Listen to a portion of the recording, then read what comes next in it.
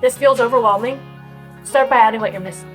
Listen, if you're not ready to give up the stuff you're addicted to, I get it. I used to look forward to every day. My favorite thing was my cheese and egg bagel with the butter dripping down my arm and the coffee this big, okay? I've been there. I'm a recovered food addict. I understand, okay? Start by adding what you're missing. If you are not getting these foods in your body, you are not going to be able to deal with the assault of what's happening to you on a daily basis, whether it's from your food or your stress or anything else, and you're not going to ever be able to heal the old wounds that you want to heal. You wake up every day ready to heal, okay? So start by adding what you're missing. Could you, everybody here, could you commit to that, to at least adding a smoothie or adding some of these vegetables to your diet every day? Could you do that? Good, good.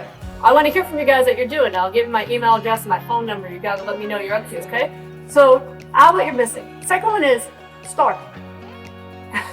So many people are like, I'll start on New Year's. That's a year from now, by the way. No, New Year's, today, next meal. You already started off the day well.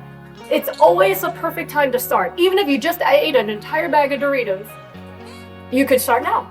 Even if you're doing great all day and then you tripped and fell and you landed face first into a cake by accident. People tell me it happens, I don't know.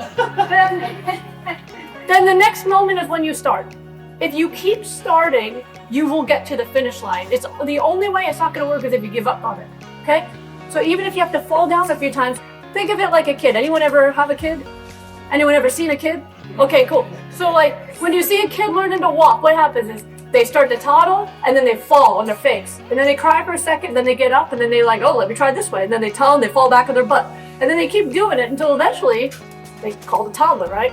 And then they do that. And then next thing you know, they're running, right? So when you're really going to change your lifestyle, it's like being a toddler all over again. You're going to try something, you're going to fall on your face.